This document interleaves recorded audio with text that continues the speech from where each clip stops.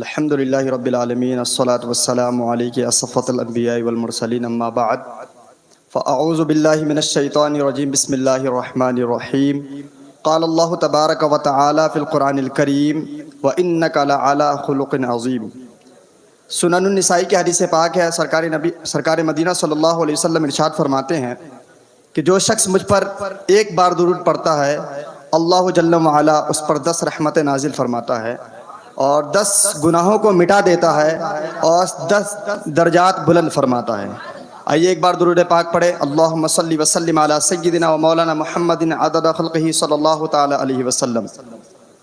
میں نے جو آیت کریمہ کی تلاوت کرنے کا شرف حاصل کیا ہے، خلاق کائنات ارشاد فرماتا ہے وَإِنَّكَ لَعَلَىٰ خُلُقٍ عَظِيمٍ،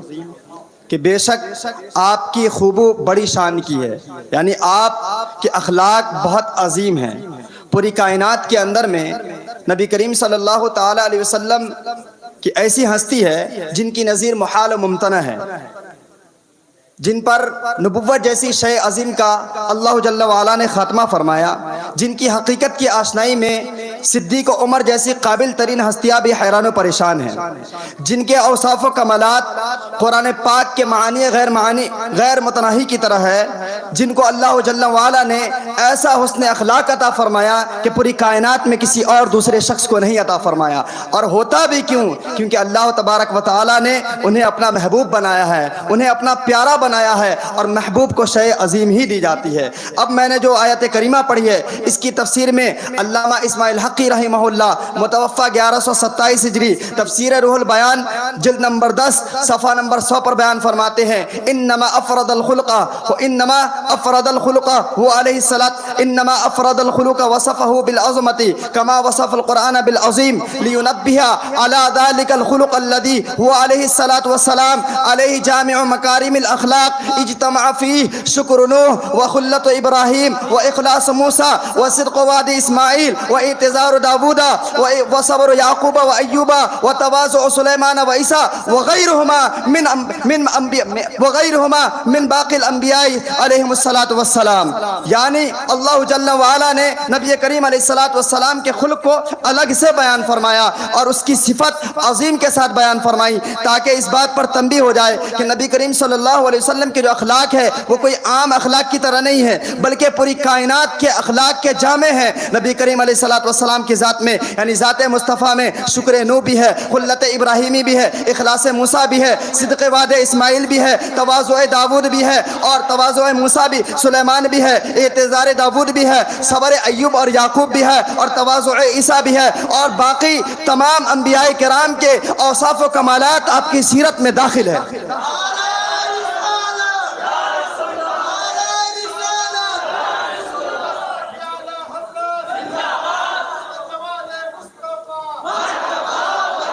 آگے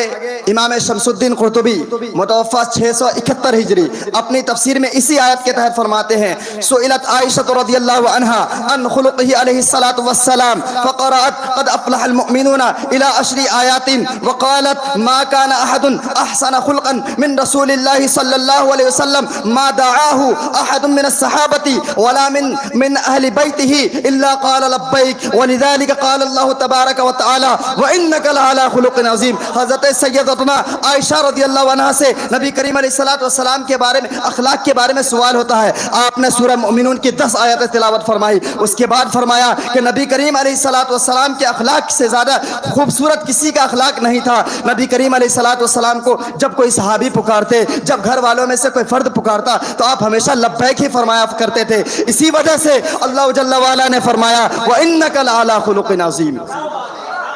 آگے امام حاکم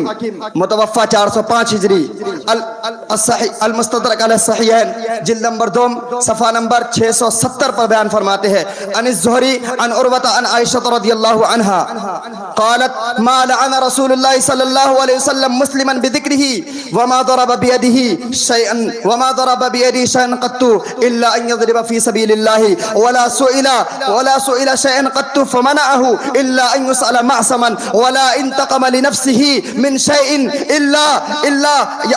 ان ينتهيك حرمات الله فيكون لله ينتقم. سیدتنا عائشہ صدیقہ رضی اللہ عنہ بیان فرماتی ہے کہ نبی کریم علیہ الصلوۃ والسلام نے کسی مسلمان کا نام لے کر اس پر کبھی لعنت نہیں فرمائی. نبی کریم علیہ الصلوۃ والسلام نے اپنے دستے مبارک کسی کو رشید نہیں کیا، بلکہ اللہ تبارک و تعالیٰ کی راہ میں جہاد فرمایا. نبی کریم علیہ الصلوۃ والسلام سے جب بھی کوئی سوال ہوتا آپ کبھی منع نہیں فرماتے، لیکن جب گناہ کا سوال کیا جاتا نبی کریم علیہ الصلوۃ والسلام نے اپنی ذات کے لیے کبھی بھی بدلہ نہیں لیا، لیکن جب اللہ کی حرمتوں کو پامال کیا جاتا، اللہ کی حدود کو پامال کیا جاتا تو نبی کریم علیہ الصلوۃ والسلام اللہ جل وعلا کے لیے انتقام لیا کرتے تھے. یہ نبی کریم علیہ الصلوۃ والسلام کے اخلاق ہے. آگے مزید امام شرح مواہب لدنیا میں امام زرقانی متوفی 1122 ہجری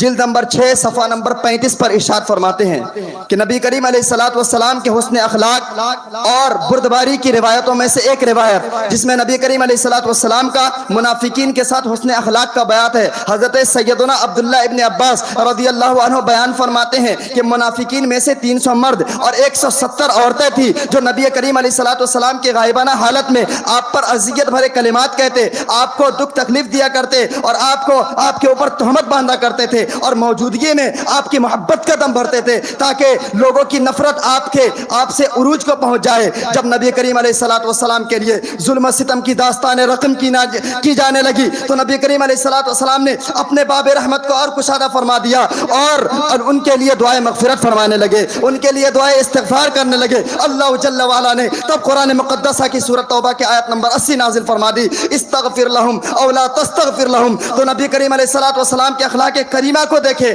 نبی کریم صلی اللہ علیہ وسلم پھر بھی رکتے نہیں ہیں، فرماتے ہیں مجھے اللہ جل وعلا نے اختیار دیا ہے چاہے استغفار کرو یا نہ کرو، میں نے استغفار کو پسند کیا ہے. اب دیکھیں نبی کریم علیہ الصلوۃ والسلام کے اخلاق کو دشمنوں کے ساتھ میں کس طرح اخلاق فرماتے ہیں، پھر بھی استغفار کرتے ہیں. اللہ تبارک و تعالیٰ پھر آیت نازل فرماتا ہے ان تستغفر لهم 70 مرۃ فلن یغفر اللہ لهم. نبی کریم علیہ الصلوۃ والسلام فرماتے ہیں لازیدن علی 70 مرہ، اور ایک روایت میں ہے واللہ لازیدن علی 70 مرہ، میں ضرور 70 مرتبہ سے زیادہ مغفرت کی دعا مانگوں گا تاکہ اللہ تبارک و تعالیٰ قبول فرما لے. پھر اللہ تبارک و تعالیٰ قرآن مقدسہ میں سورہ منافقون کی آیت نازل فرماتا ہے سواء علیہم استغفرت لہم ام لم تستغفر لہم فلن یغفر اللہ لہم. اب برابر ہے چاہے آپ ان کے لیے استغفار فرمائے یا نہ فرمائے، اللہ جل وعلا کبھی بھی ان منافقوں کے حق میں استغفار کو قبول نہیں فرمائے گا.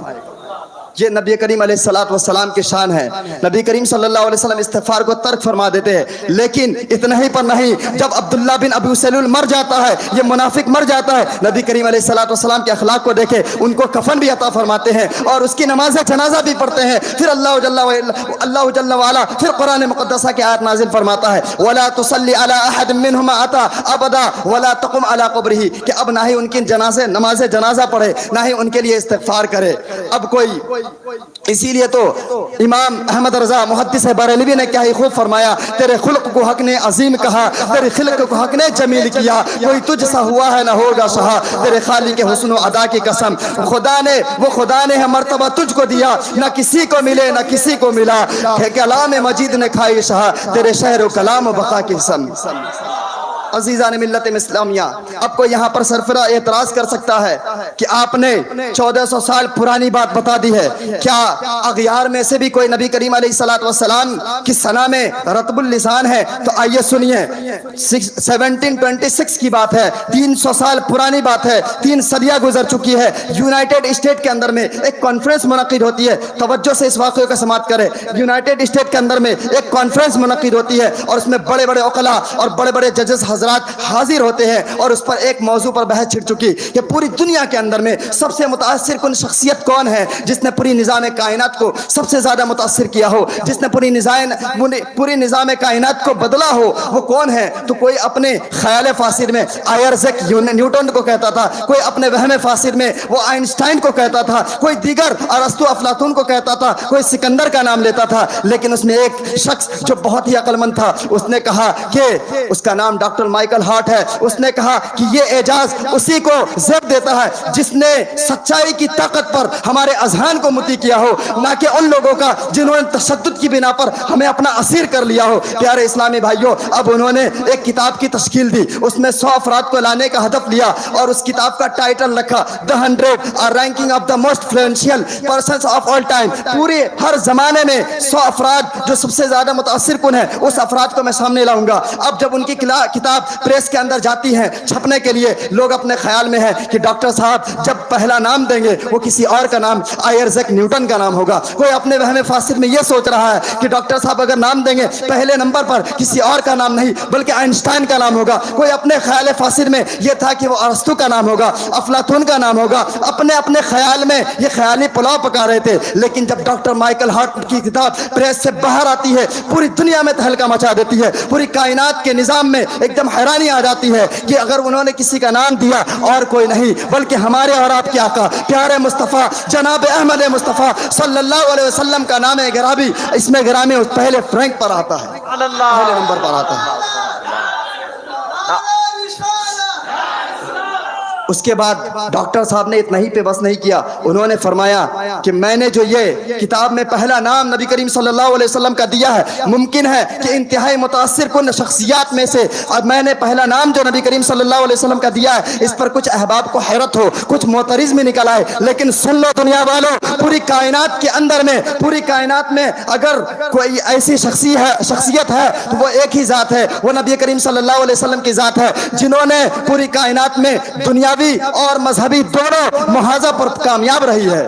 جنہوں نے اپنے نظام سے پوری کائنات کے نظام کو متاثر کیا ہے، وہ شخصیت کوئی اور نہیں بلکہ جناب احمد مصطفیٰ صلی اللہ علیہ وسلم کی ذات ہے۔ اور انہوں نے اتنا ہی نہیں بلکہ ایک چیلنج کیا ہے، جو چیلنج آج تک 300 سال گزر چکے ہیں، 3 صدیاں گزر چکی ہے، لیکن آج تک کوئی بھی ان کے چیلنج کو قبول نہ کر سکا۔ انہوں نے کہا میں نے جو ترتیب دی ہے، اب پہلا نام جو جناب احمد مصطفیٰ صلی اللہ علیہ وسلم کا دیا ہے، اگر کوئی آ جائے اور اس ترتیب کو پلٹ دے اور ان محمد صلی اللہ علیہ وسلم کی جگہ پر اگر کوئی دوسرا نام لائے، میں اپنی ترتیب کو پلٹ دوں گا۔ لیکن 300 سال گزرنے کے بعد بھی آج تک کوئی ماں کا لال پیدا نہیں ہوا ہے جو نبی کریم علیہ الصلوۃ والسلام کے سامنے ان کے مقابل میں پوری کائنات میں سے کسی شخص کو لا کر خراب کر دے۔ یہ ہے نبی کریم علیہ الصلوۃ والسلام کے اخلاق۔ تبھی تو بریلی کے امام نے کیا ہی خوب فرمایا تھا، وہ کمال حسن حضور ہے کہ گمان نقش جہاں نہیں، یہی پھول خار سے دور ہے، یہی شمع ہے کہ دھواں نہیں، تیرے آگے یوں ہے دبے بچے فصحا عرب کے بڑے بڑے، کوئی جان منہ میں زباں نہیں بلکہ جسم میں جان نہیں، اور کروں تیرے نام پہ جاں فضا، نہ بس ایک جا تو جہاں فضا، جو جہاں سے بھی نہیں جی بھرا، کرو کیا کروڑوں جہاں نہیں، وما علینا الا البلاغ۔ اگر غلطی ہوئی ہو تو توبہ کرتا ہوں، استغفر اللہ ربی من کل ذنب واتوب الیہ، وما علینا الا البلاغ۔ السلام علیکم۔